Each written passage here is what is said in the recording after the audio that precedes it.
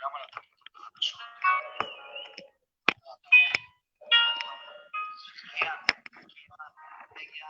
הזמן הזה.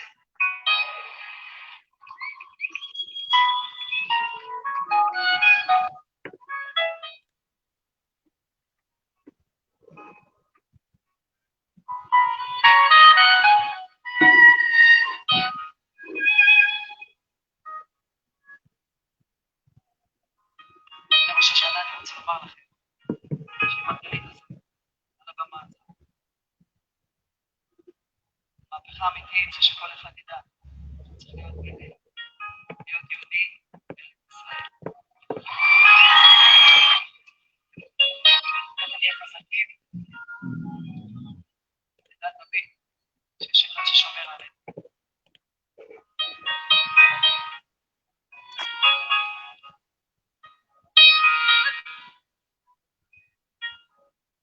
אני כל בו שנחזר די משפטי ונותן שאלה על פי יריקה שומר אליו מודה אני כל בוקר על עצם היותי מודה אני על לב שנע לשולחני שלא אהיה רעב שלא אדע כאב אצבע חיוכי מודה אני כל כישרונותיי ועל כל שיריי את כולם מקדיש לך דע לך אבא שמודה אני לך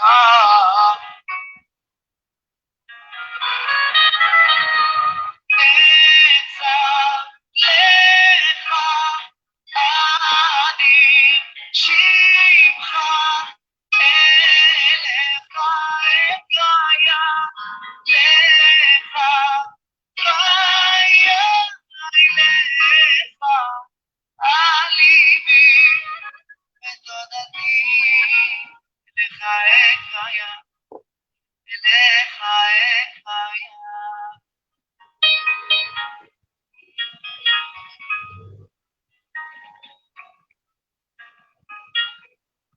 ואני כל בוקר כוחי רבי והליבי נותן שם שנתן סודי אוהבי נתן לי חיי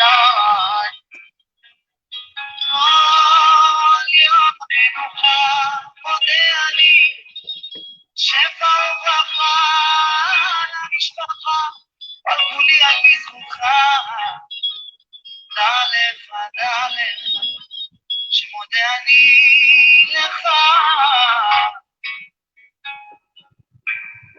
תדע לך אני שמך אליך אגיה לך חיה לך על ליבי תודתי אליך אגיה לך אגיה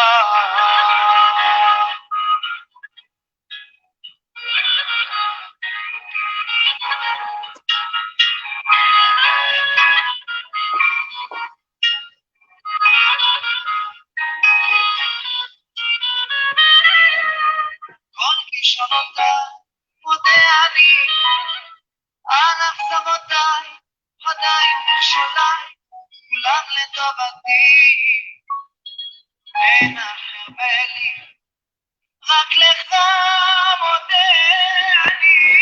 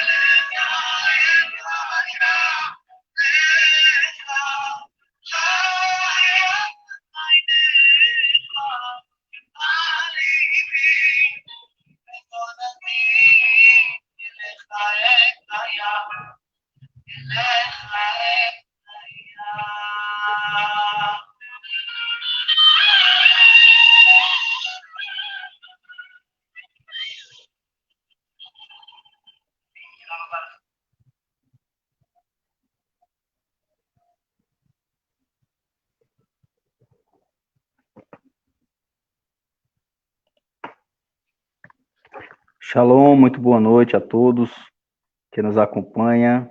Está aqui eu, Ravê, Otávio, que bênção estar aqui com vocês.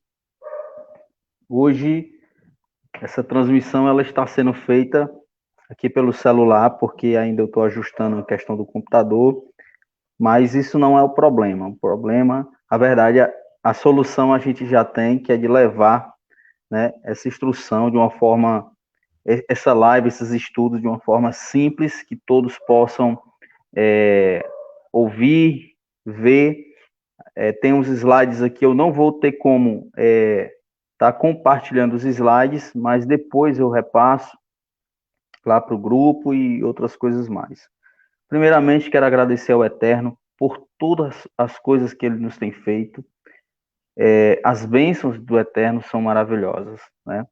E para isso eu quero entoar um salmo. Se você já está aí comigo, já tem o André, já tem a irmã Márcia, já tem outros irmãos que estão assistindo conosco.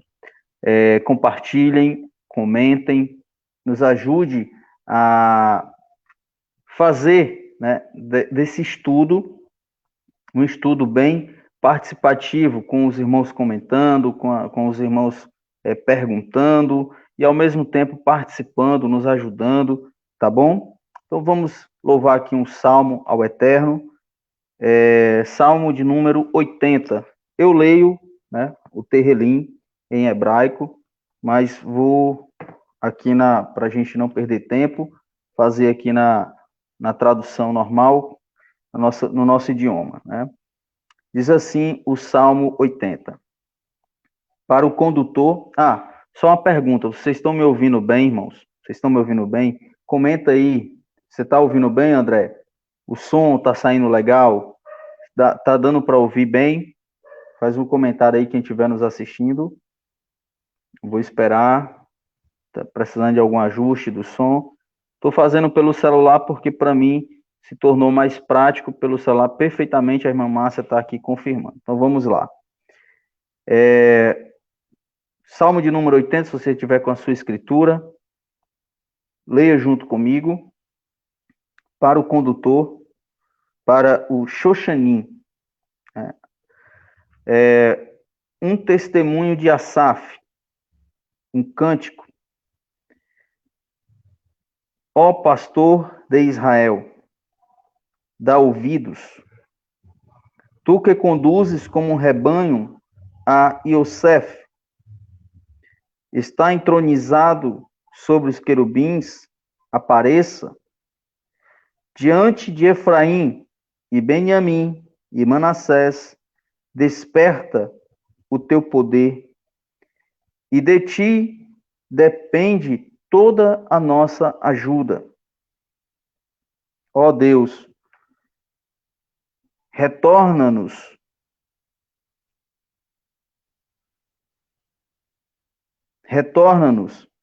e resplandece tua face, para que possamos ser salvos. Ó Yah, Elohim Tsevaot, Deus dos exércitos, até quando te encolerizarás as preces da tua nação, do teu povo? Até quando não ouvirás, né? Pois tu alimentaste com pão de lágrimas, tu os fizeste beber lágrimas em grande medida. Tu nos puseste em disputa com os nossos vizinhos e nossos inimigos zombam de ti. Ó Deus dos exércitos, retorna-nos e resplandece a tua face para que sejamos salvos. Salmo de número 80, apenas esses 8 versículos, que a gente possa iniciar esse estudo, que é o livro de Joel, Sefer Navi Yoel, né, que é a nossa programação. A gente já vinha há um bom tempo estudando os profetas. Só um resumo, a gente já estudou Oséias, a gente já estudou Amós, acabamos de falar de Jonas e agora entramos em outro profeta, que é o Joel. Eu, juntamente com o Ravê Efraim e os demais, né, por votação da escolha do livro, assim procuramos nos dedicar a estudar o livro de Joel. E hoje, dando início ao primeiro capítulo de Joel, com a introdução, pois assim se faz necessário, e a gente deu esse pontapé, né, que nos faz entender melhor o que é que os profetas falam sobre a restauração. E aí, por quê? Porque a nossa bandeira, e isso aí eu digo que é a minha bandeira, é a bandeira do Efraim. Inclusive, eu vou seguir aqui um estudo que, inclusive, ele enviou, né, para a gente, para mim, e eu vou seguir esse estudo da parte do Efraim, não pôde participar aqui conosco hoje, por ocasiões aí de falta de luz lá na região dele, inviável ele está participando aqui conosco, já justificando aqui a sua ausência. Mas estamos aqui, então vamos dar início ao profeta Joel. Eu queria que os irmãos, aqueles que nos acompanham, 2, 3, 4, 5, 6 pessoas, não importa, o estudo sempre é direcionado, né, através das escrituras, o que as escrituras falam, mas também temos aí o interesse, né, de levar a parte histórica, a parte geopolítica, a parte cultural, para que a gente possa entender todo aquele sentimento que o profeta estava repassando ali quando a Escritura fala. Então, assim como também eu acredito que os irmãos estão com as suas Bíblias, né, as suas palavras, né, a sua Escritura, se você posicionar no livro de Joel, capítulo 1, para a gente poder já dar início, certo, a esse profeta que tanto é pregado nas igrejas, tanto é falado, né, pelos líderes religiosos, pastores, lideranças que são de igrejas evangélicas, enfim. Todo esse livro, ele tem passagens, né, ele tem versículos que são muito usados, né, em campanhas, enfim, diversas pessoas do mundo todo usam o livro de Joel, né, nas suas pregações. Eu já li o livro de Joel, mas eu não lia direito. Por quê? Porque eu estava com a mentalidade, né, voltada para um lado da religião, que seria o cristianismo, e aí, com o passar do tempo, eu fui percebendo a necessidade de estudar o livro de Joel pelo hebraico, que se faz necessário, porque ele foi escrito assim, em hebraico. Então, essa já é o nosso primeiro ponto aqui do livro de Joel. E esse livro, sendo em hebraico, sendo escrito por um israelita e sendo daquela região, nada mais justo do que estudar, né, a cultura, o sentimento de um israelita, como que ele vê isso, como que ele vê aquilo, quais são as nuances que tem por trás, né, do profeta. E aí a gente já adentra na introdução, já no capítulo 1. Acabamos de ler aqui o Salmo, e eu queria trazer aqui, primeiramente, uma pequena introdução, tá certo? Uma pequena introdução do livro de Joel, capítulo 1. O que é que vai acontecer? Vamos lá. O livro de Joel, não diferente dos outros profetas, ele tem dificuldades, certo? De nos dar algumas informações. Algumas a gente encontra em profetas que são contemporâneos de Joel, e outras informações você não acha, você não encontra. A exemplo, A data, né, e aí eu vou começar aqui pelo estudo do Efraim, que ele vai expressar o seguinte, ó, a gente vai ver nessa introdução que entender esse contexto de Joel, nós precisamos ter um contexto histórico para que a gente entenda a mensagem de Joel. Então, qual é o contexto histórico? Já participa aqui conosco a irmã Neuzinha Tavares, seja muito bem-vinda. A respeito da divisão das duas casas, a divisão das duas casas é a chave para você começar a entender o que os profetas falam. Por quê? Porque vai ter profeta que vai falar para o reino norte e vai ter profeta que vai falar para o reino sul. E vai ter profeta que vai falar para os dois reinos ao mesmo tempo, ou em épocas diferentes.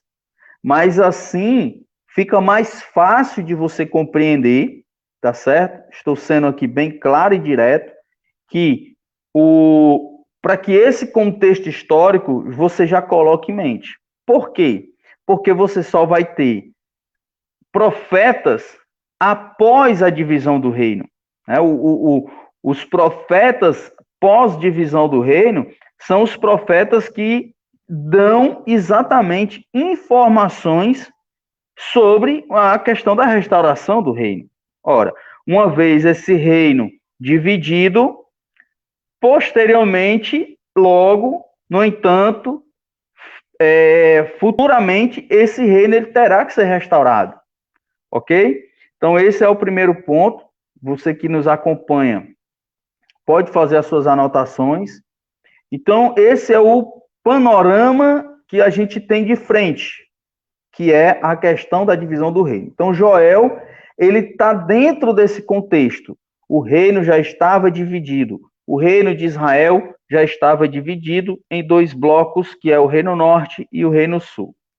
Depois, o que é que a gente vai ter? Né? O livro de Joel, o profeta Joel, Navi e Yoel, ele é um dos profetas enigmáticos, com poucos detalhes com relação à sua data, né, de escrito.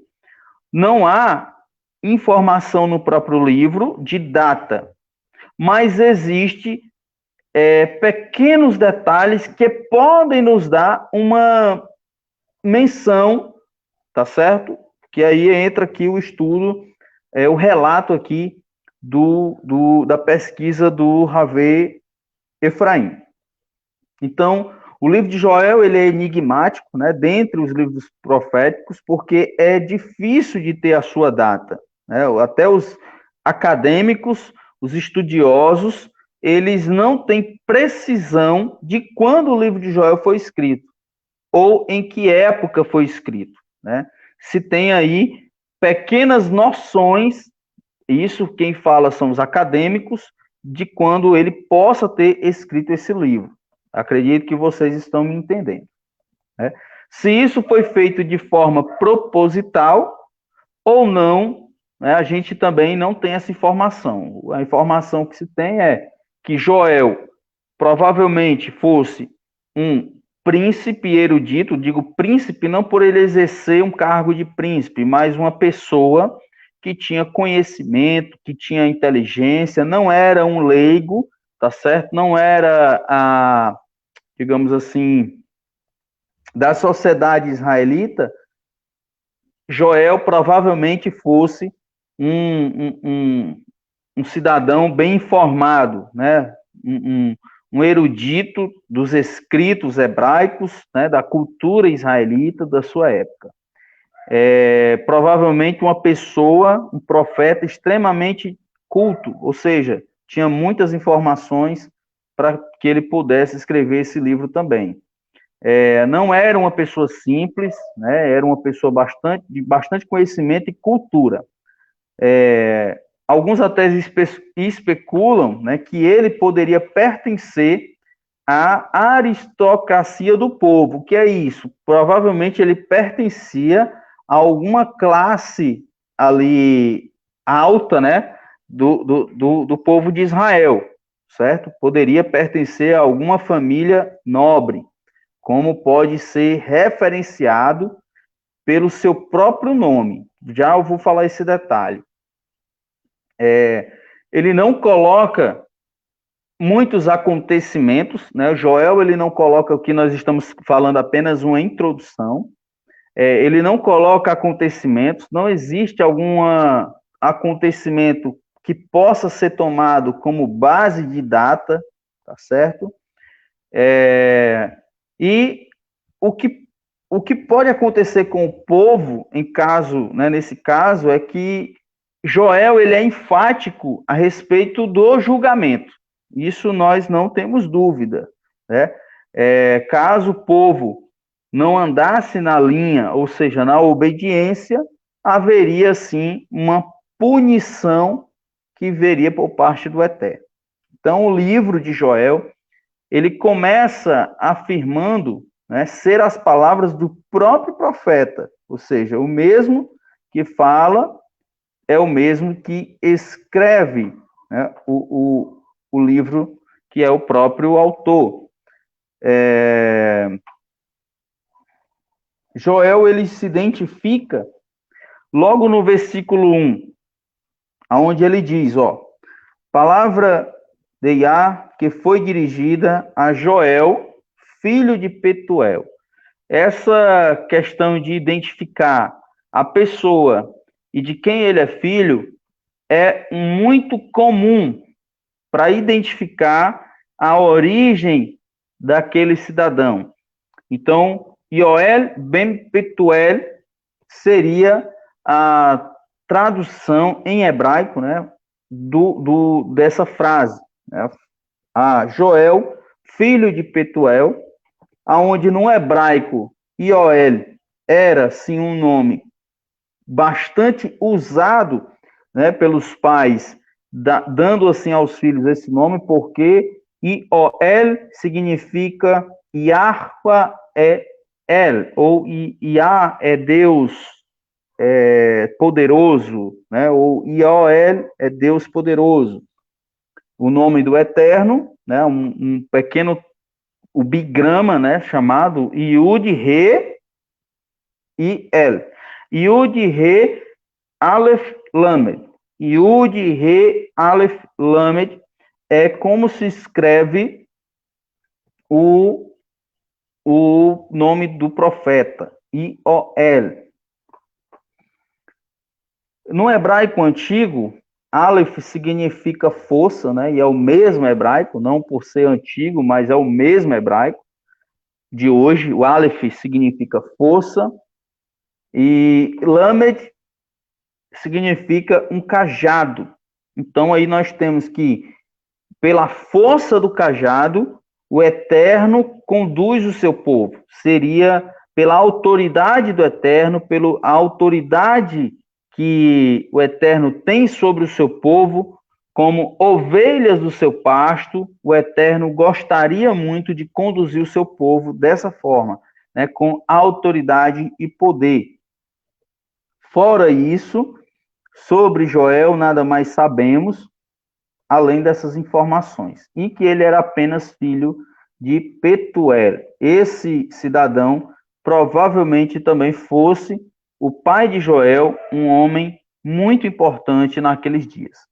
E a linguagem do livro, como existem especulações que ele poderia pertencer a um grupo da elite, né, um grupo específico da aristocracia israelita. Isso são apenas o que os eruditos ou estudiosos podem afirmar. De acordo com o comentário da Bíblia judaica, diferentemente de outros livros proféticos, por exemplo, Oséias, Amós, Miqueias, Zacarias, o livro de Joel não acontece no passado de Israel. Não existe nota temporal mencionando nenhum rei em particular ou evento datável. Isso quer dizer o quê? Joel, ele não dá informação de que período, quem era o rei que estava governando, ou se era em Judá, ou se era em Israel, ou seja, ele não dá informações de quem era o rei na época da região sul, nem tampouco quem era o rei na região norte. Então, Joel, ele faz essas dificuldades para a gente, tá certo?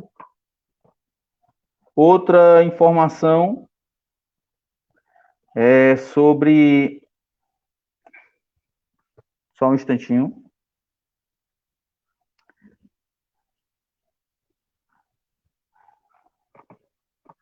Só um instantinho que está abrindo aqui.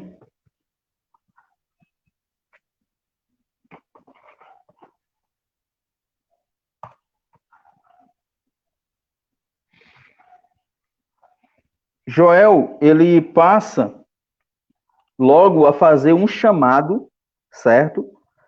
A os anciões, né? Se você pegar já o versículo 2, Joel ele já faz um chamado para os anciões. Quando trata de também anciões, seria as lideranças, os homens que exerciam liderança sobre, né, o povo.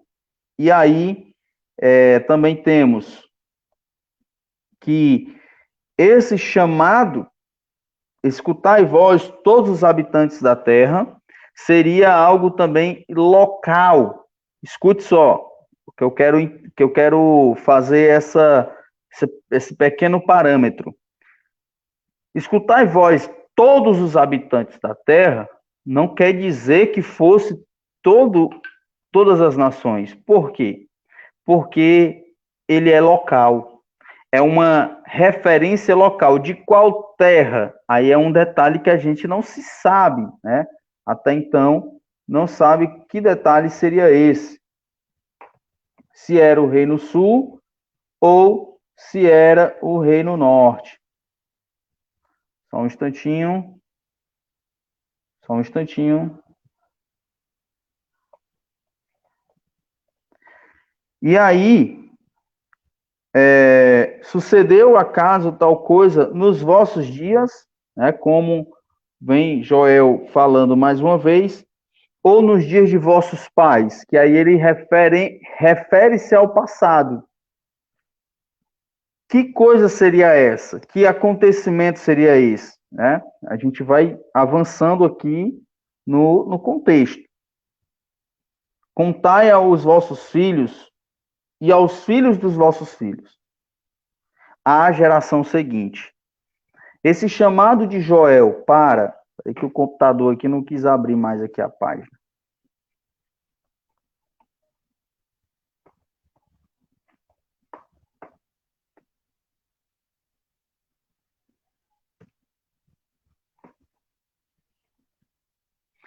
E Joel, ele vai fazer essa referência dos filhos dos vossos filhos, para que a geração seguinte também tome conhecimento daquilo que iria ocorrer na época, que seria uma grande desgraça. Né? E aí entra as palavras que muito se usa sobre a parte do o gafanhoto, né? Essa parte de agropecuária, né? Onde é muito usado essa parte da agropecuária.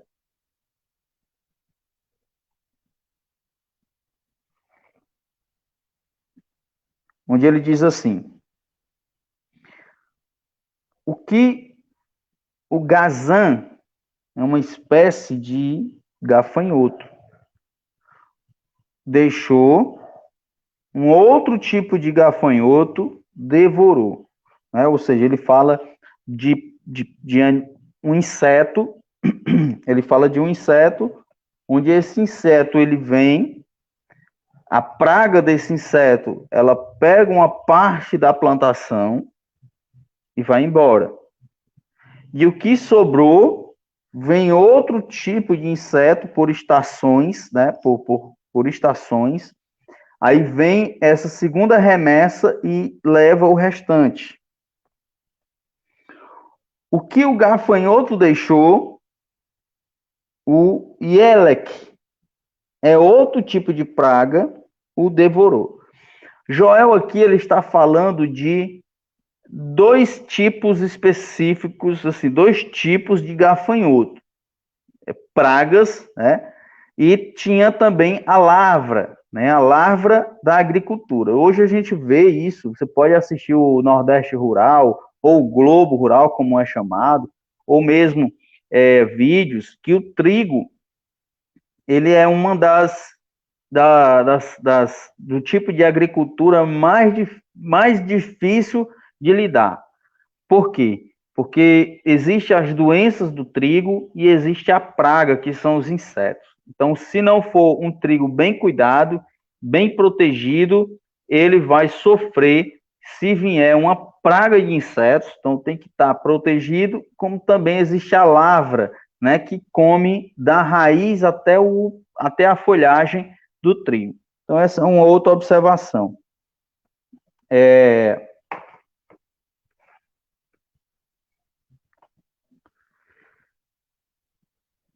O que o Ielec deixou, o Racil o devorou. Você está me acompanhando aqui em outras traduções, vai falar que é o pulgão, né, uma espécie de pulga, né, ali também, uma espécie de doença do trigo, tá certo? E de outro tipo de plantação também. Não é obrigado a ser só o trigo. Aqui ele está especificando o tipo de praga que é. E aí ele vai contar: despertai, acordem, vós bêbados, e chorai.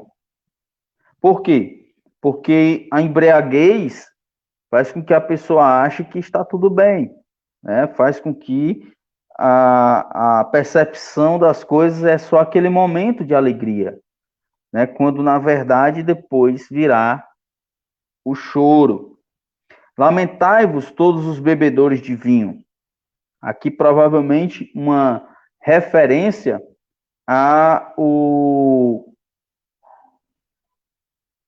parte que toca Israel, no sentido de Israel gozar do cultivo, e aquele cultivo de uvas, eles beberem, e não se importarem, não estou falando da bebida, mas não se importarem que o tipo de comportamento de toda a nação estaria em jogo. Por quê? Porque estavam em desobediência com o Eterno, tá certo? Mais à frente, eu não estou conseguindo aqui, o meu computador aqui, não estou conseguindo abrir, diz assim: por causa do mosto, pois ele é arrancado da vossa boca. Porque um povo subiu contra a minha terra, poderoso e inumerável. Quem vocês acham que poderia ser aqueles gafanhotos?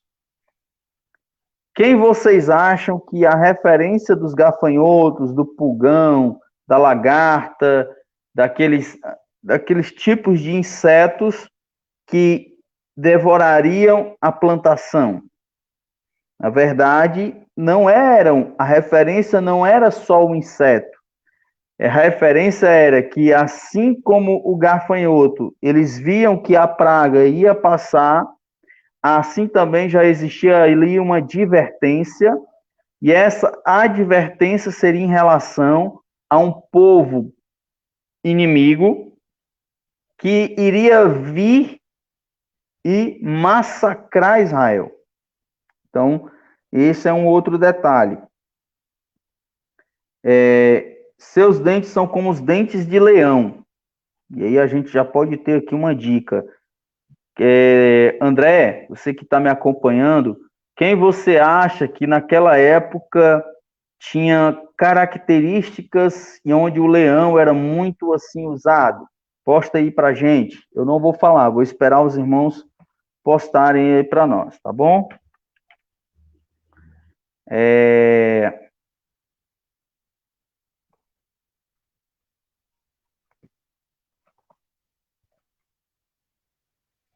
Olha só.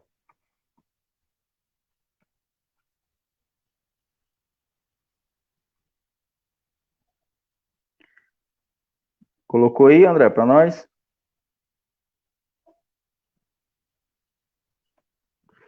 Aqui. E ele tem mandíbulas de leoa. Ele transformou a minha vinha em um deserto. A vinha, na verdade, se refere a Israel. A vinha se refere a Israel, ok? E esse povo a qual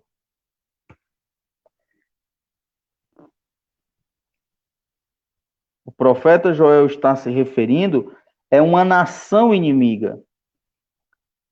A vinha é Israel. A vinha, presta atenção, a vinha é Israel.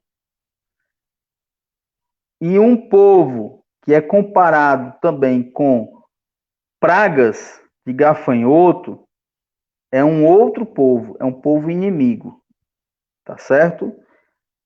Que tinha vizinhanças com Israel.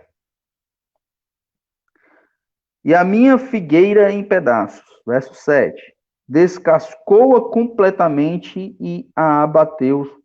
Seus ramos tornaram-se brancos. Que você vai perceber que o carinho que o Eterno tem por Israel nos dava pistas que ele queria o seu povo direito. André, os assírios, sim, os assírios tinham essa característica, né? O povo assírio seria essa característica dos gafanhotos, como uma praga, seria essa característica do leão, dessa leoa, que viria contra, né, Israel. Aí a questão de saber quem era, se era o norte ou se era o sul, mas provavelmente aí tenha sido o Reino Norte, e a herança da Babilônia é pelos assírios. Então, Babilônia só apenas segue a cultura lá desse império assírio, né, onde ele já estava estabelecido no Médio Oriente. Ok? Continuando aqui.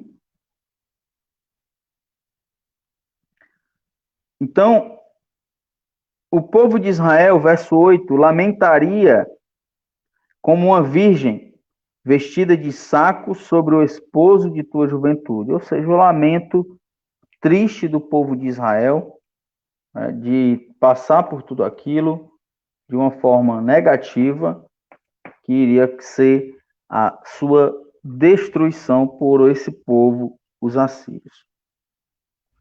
Aí vem, oblação e libação foram suprimidas.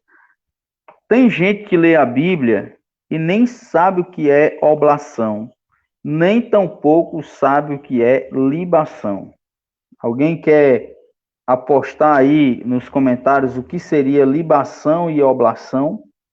Na verdade, oblação é a oferenda de comida, de cereais, e libação é a oferenda de bebida, vinho, ou mosto, ou bebida forte, enfim.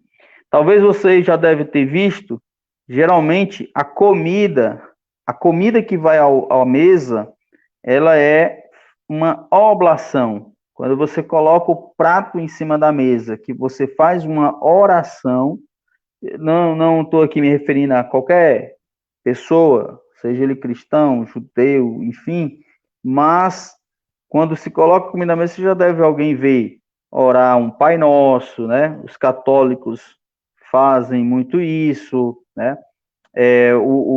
A pessoa mesmo temente a Deus, mas que não tem vínculo religioso, geralmente, né? Tira o chapéu, baixa a cabeça, faz uma oração em agradecimento ao seu Deus, e ali se torna uma oblação. Ponto. Isso é uma oblação.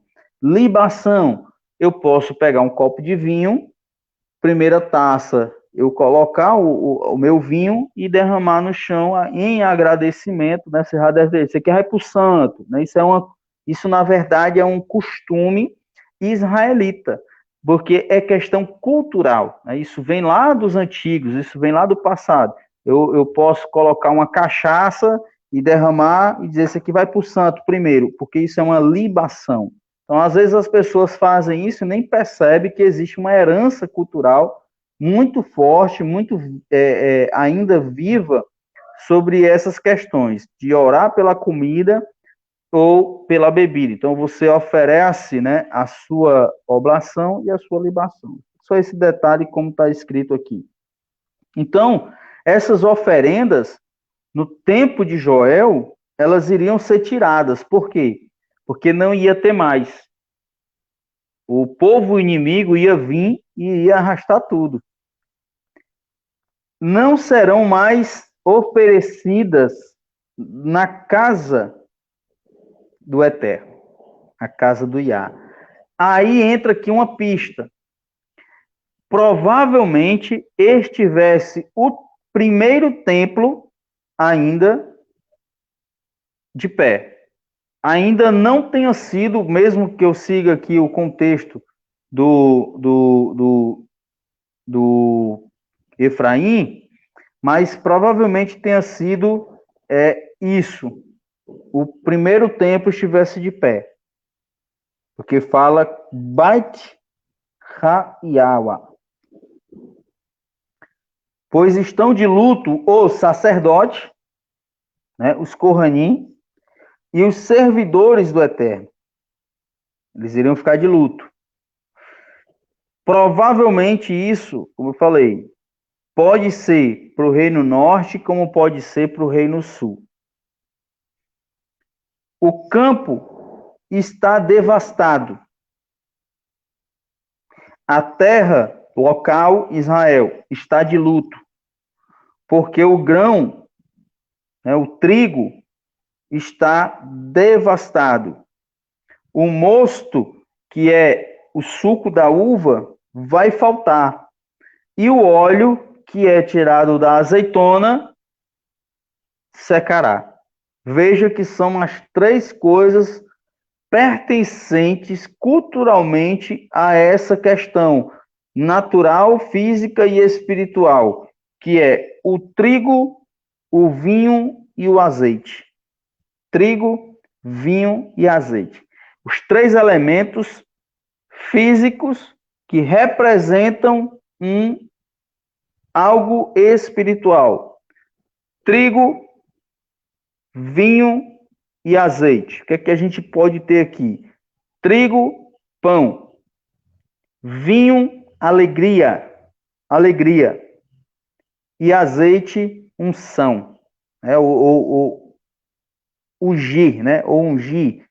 Ou poder. Isso são três elementos físicos que vão faltar, como também os três elementos espirituais que iriam faltar nesse quesito aqui para Israel. Ok? Na continuação. Envergonhai-vos, agricultores. Envergonhai-vos, agricultores. Lamentai-vos, viticultores. Dois tipos de produtores aqui, né? Um produzia o trigo e outro produzia o vinho. Os campos e os montes. Na vinícola e o campo de trigo. Dois ambientes diferentes, tá, pessoal? A eira de malhar o trigo e o lagar de malhar a uva para tirar o vinho.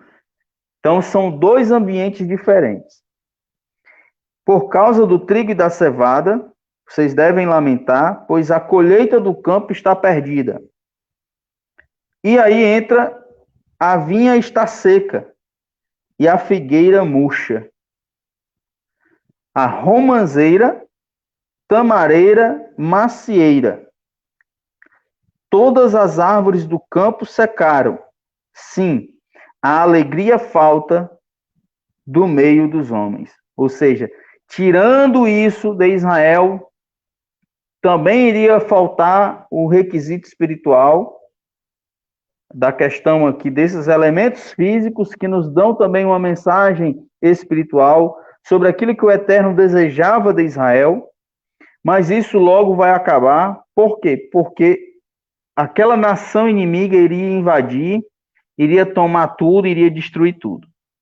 E isso iria se tornar um lamento, ok? E aí, Joel, ele vai começar a fazer esse chamado de arrependimento, de techuvá, dizendo: Cingei-vos e lamentai-vos, sacerdotes. Chorai, ministros do altar. Vinde, passai a noite vestidos de saco, ministros do meu Deus. Aí, boa, André. Isso mesmo. Porque foram afastadas da casa do vosso Deus a oblação e a libação. De novo, o Eterno, através do profeta, faz essa denúncia.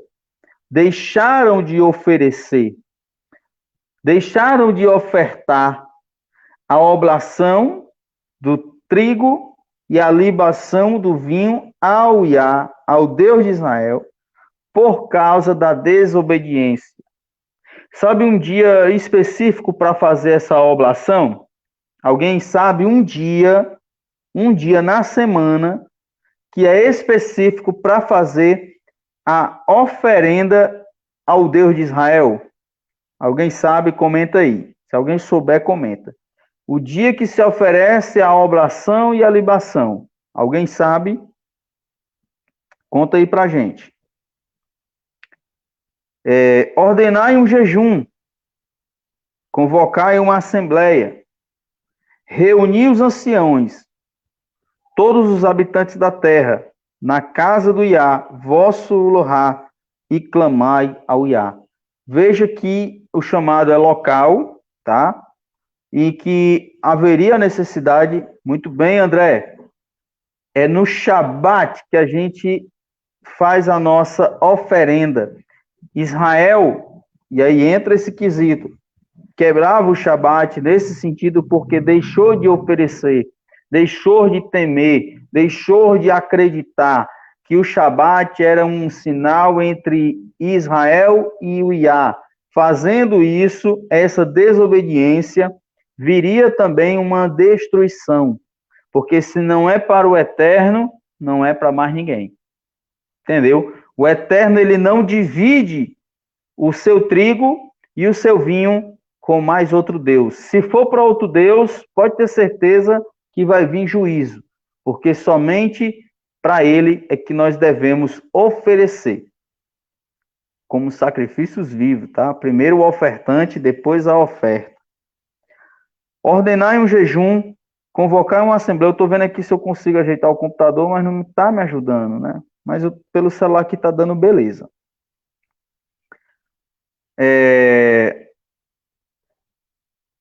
Ordenai um jejum, convocai uma assembleia, reuni os anciões, todos os habitantes da terra na casa do Iá, vosso Deus, e clamai ao Iá. Ai, que dia! Mas você faz assim para mim, ó. Ui, que dia! No hebraico, a palavra de lamento não é ai, a palavra é ui. A palavra dor, aliás, o sentimento de dor no hebraico aqui não é ai, é ui, como se fosse uma dor. Sim, está próximo o dia do Iá. Ele chega como uma devastação vinda da parte do Todo-Poderoso. Então, aqui a gente percebe que o juízo iria vir e que eles se preparassem, porque iria doer bastante, né? Logo quem? Os assírios. Logo os camaradas mais cruéis que havia naquele tempo. Então, iria ser realmente uma dor que eles iriam sentir na pele.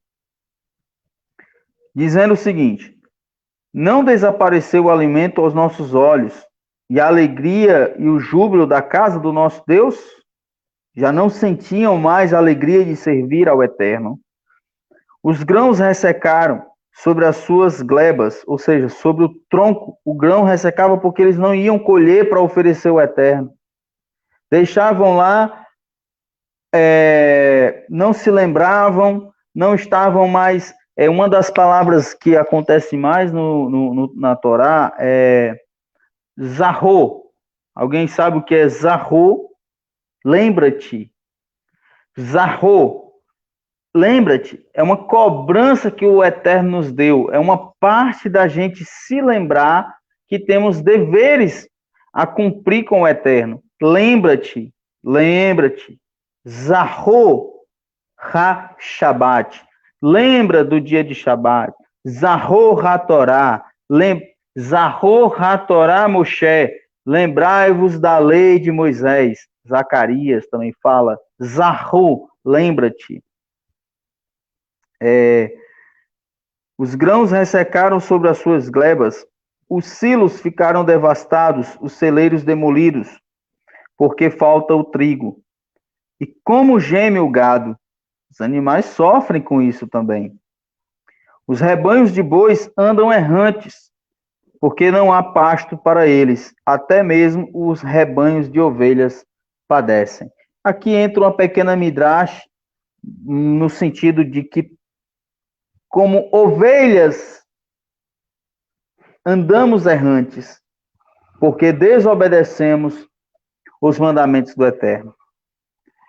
A ti, ó Iá, eu clamo, porque o fogo devorou as pastagens da estepe, e a chama consumiu todas as árvores do campo.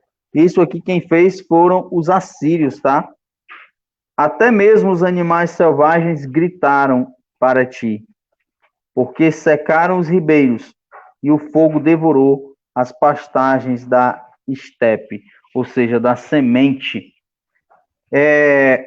Finaliza aqui o capítulo 1 do profeta Joel. Para que a gente viu, aliás, nós vimos que o contexto é de lamento. A gente percebeu que a coisa não era para brincar. Percebemos que detalhes que foram sendo contados pelo profeta era sobre um juízo, era sobre realmente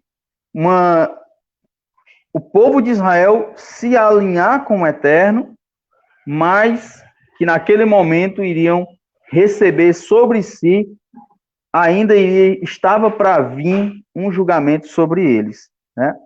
Então, como eu não tenho ninguém aqui participando comigo, né? Geralmente a gente faz uma interpolação.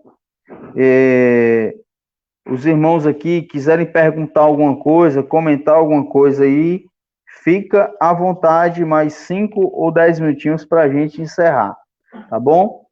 Já são 8 horas, eu comecei às 7, né, às 19, já são 8 horas, ou melhor dizendo, né, já estamos aí na terceira hora do segundo dia. Temos 4 pessoas nos assistindo. O Javier André já está conosco, a irmã Márcia Azevedo ainda está conosco. Quem mais está conosco, se prontifica aí, deixa o seu comentário sobre o livro de Joel, capítulo 1, e a gente já faz a programação para o capítulo 2, tá certo? E aí, o que vocês têm para dizer? Deixa eu ver aqui. Comenta aí. Então, foi isso, pessoal. A gente fica um alerta, né? Fica um chamado. E uma coisa que me interessou aqui foi exatamente falar sobre esses 3 elementos, né? O trigo, o vinho e o azeite. E esses 3 elementos físicos da terra representam também 3 elementos espirituais aí que possam nos dar tanto mais palavra, como mais alegria e como também mais unção. Por amor de ti somos mortos todo dia, somos reputados como ovelhas para o matadouro. Salmo 44, verso 22, o Ravi André postando aqui, participando. Sim, e eu me lembro também, André, quando diz, né, as ovelhas espalhadas da casa de Israel. Por que elas foram espalhadas? Porque não obedeceram. Mas vai chegar o dia que elas vão ser recolhidas com amor, com carinho, mas vão ser passadas pelo crivo, né? Vão ser realmente assim, vão sentir na pele para poder fazer uma techuvá, essas ovelhas espalhadas da casa de Israel, vai ser necessário elas retornarem com muita humildade diante do Eterno. Tá certo? Mais alguém? Ui, aquele dia, isso, porque o dia de Iá está perto e virá como uma assolação do Todo-Poderoso. Porque a palavra ai, no hebraico, ela não existe. É palavra de dor. Assim, esse sentimento de dor é ui, é um grito. Ninguém fala quando leva um beliscão, dificilmente a gente diz ui, né? Não é, a gente fala ai, ou uma queda, ai, ou um corte, ai, mas não é, no hebraico é ui, ui, porque é um lamento na alma, é uma dor na alma, viu? Ui, no hebraico se refere à palavra de dor, ui, aquele dia vai ser complicado. O dia de Iá é o tema principal do Sefer Yoel. Sim, aquele dia, né? Que dia será esse? O dia de juízo para o ímpio, o dia de esperança para o justo. Muito bem. É exatamente sobre isso que Joel também vai falar. Porque existe uma promessa. E aí a gente ainda vai chegar nesse capítulo, que a gente já leu um. Vamos partir para o capítulo 2. Durante a semana a gente comenta lá no grupo, no nosso grupo. E a gente parte assim até chegar ao final do livro do profeta Oséias, profeta Joel, que são apenas quantos capítulos? Cinco capítulos, é? 4 capítulos, apenas 4 capítulos. Então, dependendo aí, eu acredito que o 3 e o 4 deva para fazer de uma vez só, porque é pequeno, tá? É uma leitura rápida. O 2 não, o 2 ainda precisa de uma análise melhor, tá certo? Então, pessoal, um grande abraço para vocês. Espero que vocês tenham compreendido a direção que o Ruach HaKodesh nos deu, que possa ter chegado até vocês essa mensagem de forma clara, sem tutibiar nem para a esquerda nem para a direita. Tá bom? Então, que o Eterno abençoe a vocês. Shalom, shalom. Um grande abraço. Tchau, tchau.